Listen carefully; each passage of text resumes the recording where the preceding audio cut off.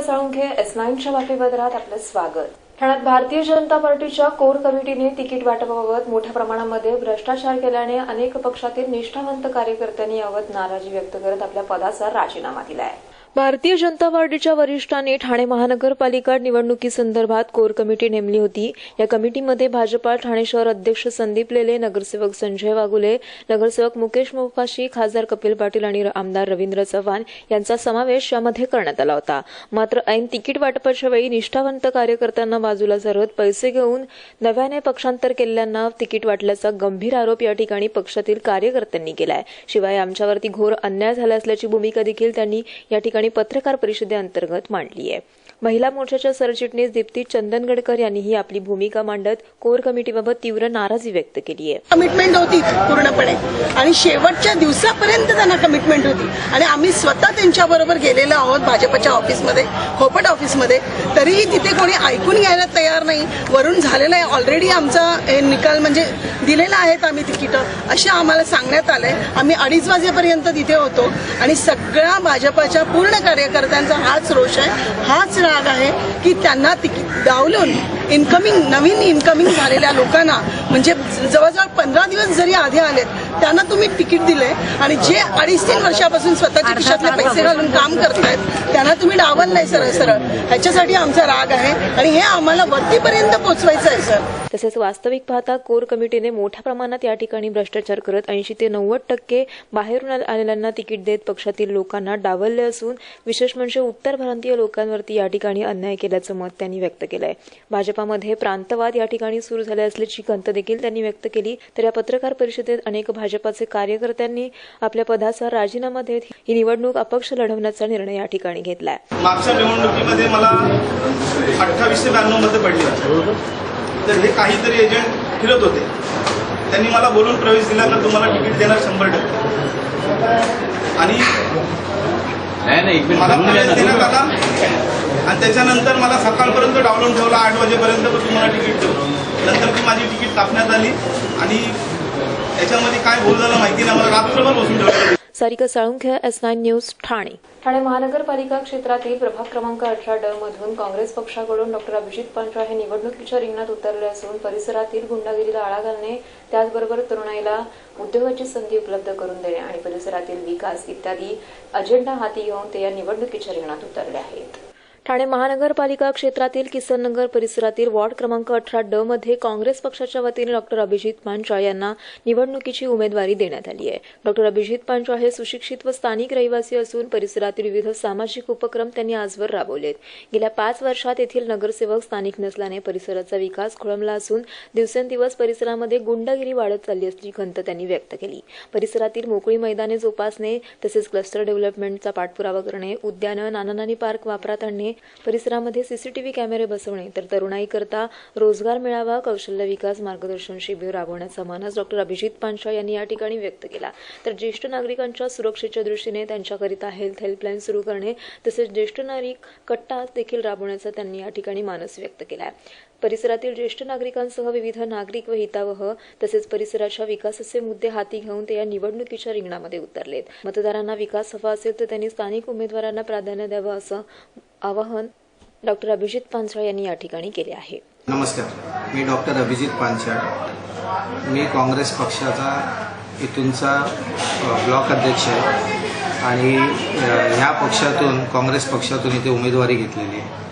काँग्रेस पक्षाने माझ्यावर मोठी जबाबदारी दिलेली आहे। नाही, इथे प्रॉब्लेम असा आहे की अनएम्प्लॉयमेंट फार आता राईज होत चाललेलं आहे। अनएम्प्लॉयमेंट राईज होत चालल्यामुळे इथे थोडीशी गुंडगिरी वाढत आहे आणि मुलांचा जो थोडासा टिल्ट तो ड्रग्स अशा अल्कोहोलिझम याच्यावर जास्त झालेला आहे, तर त्याच्यावर आपल्याला मोठं काम करावं लागणार आहे। आत्ताच 1-2 महिन्यापूर्वी आम्ही जॉब फेअरचं आयोजन केलेलं। उद्देश हाच होता की जास्तीत जास्त मुलांना एम्प्लॉयमेंट जनरेट जर झालं तर जास्तीत जास्त त्यांचे फॅमिली सेटल होतील आणि त्यांच्या घराला एक आधार भेटेल। तर असं कन्सिस्टंटली जॉब फेअर्स घेणं हे आणि स्किल डेव्हलपमेंटचे प्रोग्राम्स इम्प्लिमेंट करणं ज्याच्या अनुषंगाने मुलं त्यांचे फॅमिली सेटल होतील हा माझा प्रयत्न आहे। ज्येष्ठ नागरिकसाठी माझा प्रयत्न असेल की एक हेल्पलाईन चालू करायची जो माझा टोटल एरिया आहे आमचा त्या परिसरातील जेवढे सिनियर सिटीजन्स आहेत त्याचा डेटा तयार करून त्यांना मेडिकल हेल्प देणं किंवा एखादं ठिकाणी त्यांना सहलीला घेऊन जाणं किंवा त्यांच्यासाठी एक हेल्पलाईन चालू करणं हा माझा प्रयत्न राहणार आहे. Sarika Salunkhe, S9 news, Thane. S9च्या बातमीपत्रात वेळ झाली अल्पशा विश्रांतीची.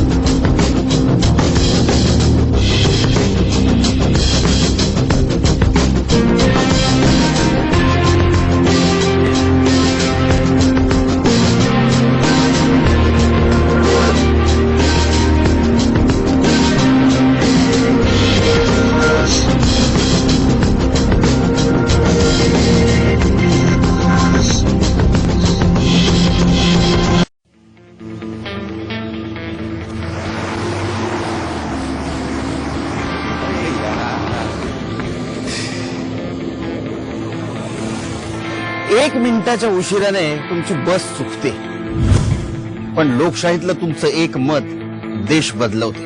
मतदान करायला विसरू नका.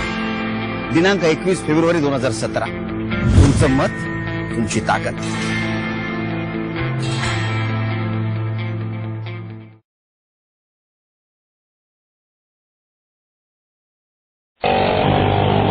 बस बस रोक दो.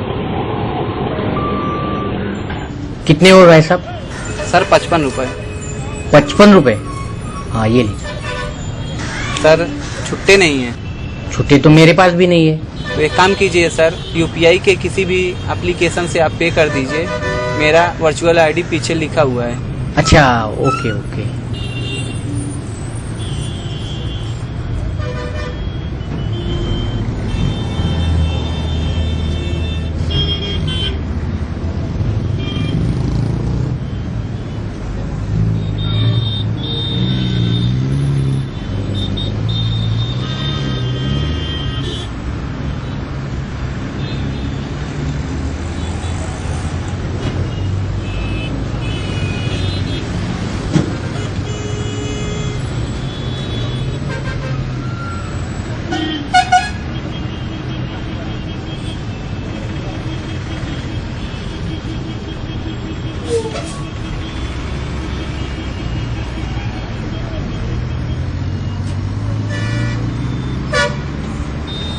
हम यूपीआई को सपोर्ट करते हैं. मेरा देश, मेरा देश, मेरा देश, मेरा देश बदल रहा है, आगे बढ़ रहा है. S9च्या बातमीपत्रात आपलं स्वागत. छत्रपती शिवाजी महाराजांचे नाव घेऊन सत्ताधारी शिवसेनेला पक्षातील महिलांचा सन्मान राखणे येत नसेल तर जनतेतील महिला सुरक्षित आहेत का, असा सवाल आमदार जितेंद्र आव्हाड यांनी उपस्थित केला आहे. शिवसेना हा प्रामाणिक सैनिकांचा पक्ष आहे, पण अशी प्रामाणिकता बाजूला सारून पक्ष नेतृत्वाने एकेका घरातील 4-4 व्यक्तींना उमेदवारी देऊन कट्टर सैनिकांवर वाऱ्यावर सोडण्याचं काम केलं आहे, असा आरोप आमदार जितेंद्र आव्हाड यांनी पत्रकार परिषदेत केलाय. ठाण्यातील पाणी नियोजनाचा सत्ताधाऱ्यांनी बोजवारा उडवला असून 25 वर्षात ठाणेकरांच्या 3,500 कोटी रुपयांचा चुराडा केलाय, असा आरोप ठाणे राष्ट्रवादी काँग्रेस पक्षाचे सरअध्यक्ष आनंद परांजपे देखील यांनी केलाय. आणि महानगरपालिका क्षेत्रात राहणाऱ्यांची संख्या 20 लाखाहून अधिक असून सेनेने पाण्याच्या नावावर या ठिकाणी नागरिकांचा खिसा कापलाय. एवढी लोकसंख्या असतानाही ठाणे महानगरपालिकेने फक्त 1,56,000 कुटुंब आणि 6,000 व्यावसायिकांना पाण्याची जोडणी देऊ शकली आहे, तर केवळ 10,000 कुटुंब व 5,000 व्यावसायिकांना पाण्याचे स्मार्ट मीटर दिलंय. तसेच वागळे इस्टेट येथील शिवसेनेचे उमेदवार माणिक पाटील यांनी त्यांच्या नगरसेवक पत्नीच्या डोक्यात प्रचाराचा नारळ फेकून मारला. त्यात त्यांना गंभीर दुखापत झाली, तर या नगरसेविकेने केवळ पतीला प्रश्न विचारला म्हणून त्याने हे कृत्य केले. त्यामुळे महिलांचा अवमान करणाऱ्या शिवसेनेचा उमेदवार असूनही शिवाजी महाराजांचे नाव घेऊन राज्य करणाऱ्यांच्या सेनेची संस्कृती म्हणायची का, असा सवाल त्यांनी या ठिकाणी उपस्थित केला आहे. तसेच असे उमेदवार पक्षाचे प्रमुख उद्धव ठाकरे यांनी जनतेवर लादू नयेत असं आवाहनही आव्हाडांनी केलंय. तर अशा पक्षाची निशाणी बदलून ती नारळ ठेवावी अशी खिल्ली देखील त्यांनी या ठिकाणी उडवली आहे की एका MLD ला येणारा पाण्याचा खर्च गुणिले 25 वर्ष जर केला तर ते 3,500 कोटी रुपये येतात. तुम्ही पाणी विकत घेताय. तुम्ही जर स्वतःच्या घरातनं पाणी दिलं असतं ते तुम्हाला 1 रुपयाला पडलं असतं. तुम्ही बाहेरनं विकत घेतलं तर तुम्हाला ते 4 रुपयाला पडत आहे. त्यामुळे शहाण्या माणसाने स्वतःच्या घराचं पाणी निर्मिती केली असती, म्हणजे पाण्याचं स्तोत्र केलं असतं. पण यांना केवळ दूरदृष्टी नसल्यामुळे, कुठलंही प्लॅनिंग नसल्यामुळे आज त्यांनी 3,500 कोटी रुपयांचा चुराडा करून टाकला. तो तेव्हा आपण आदराने जिजामातेचं नाव घेतो, क्रांतीसूर्या सावित्रीबाई फुलेंचं नाव घेतो, रमाबाई आंबेडकरांचं नाव घेतो.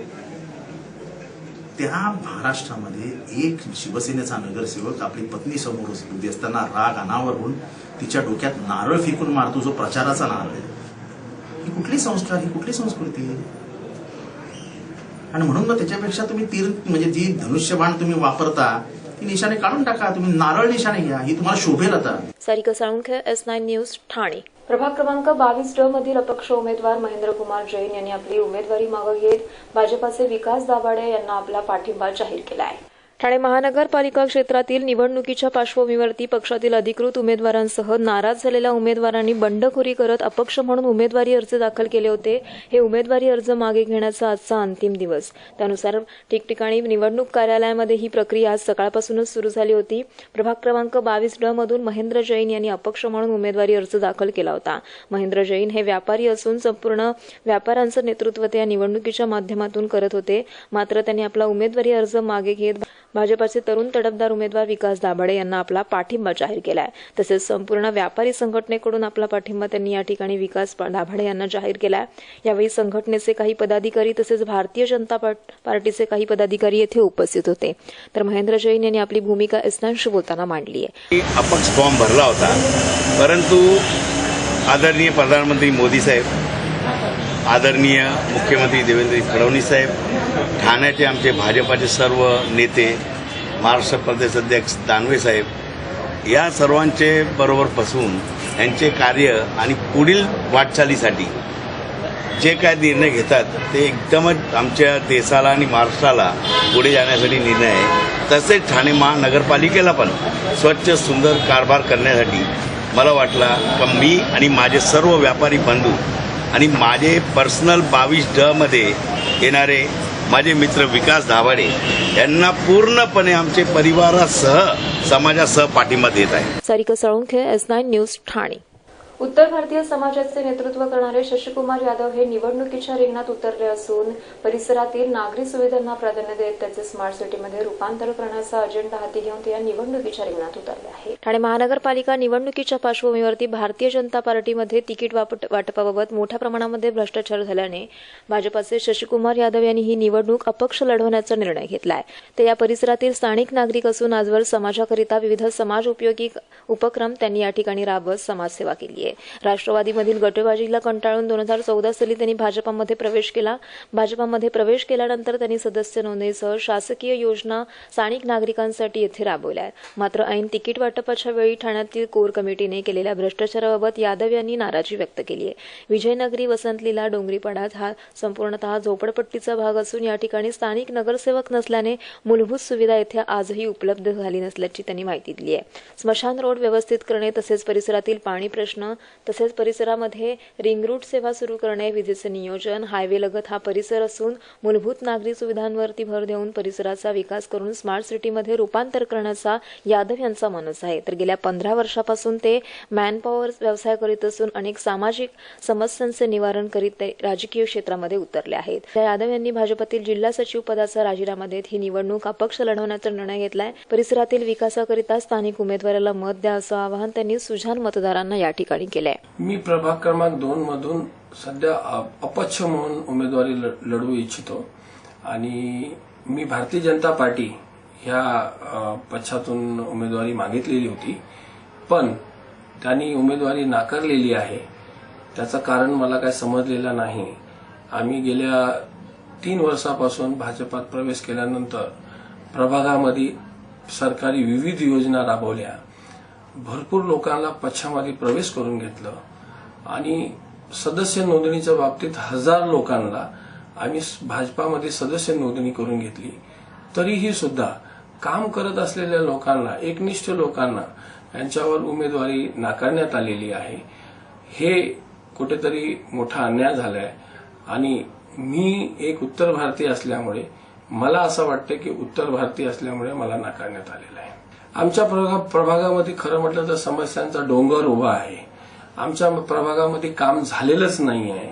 आमच्याकडे स्लम एरियामध्ये जर तुम्ही बघायला गेलं तर त्या ठिकाणी पूर्ण ते पूर्ण आता आपलं म्हटलं तर स्मशानभूमीची समस्या असेल, पाण्याची समस्या आहे, परिवहनची समस्या आहे, रस्त्यांची समस्या आहे, गटारांची समस्या आहे, पायवाटांची समस्या आहे. खूप समस्यांचा डोंगर आहे आणि आताचे जे नगरसेवक आहेत त्यांनी कुठेही पातलीपाडा, डोंगरीपाडा भाग, तुर्पापाडा भाग, धर्माचापाडाचा भागामध्ये काहीही कामं केले नाही आहेत. ह्या लोकांनी यांच्या निध्या विकल्या आहेत असं मला वाटतं. Sarika Salunkhe, S9 news Thane. S9च्या बातमीपत्रात इथेच थांबू. तोपर्यंत नमस्कार.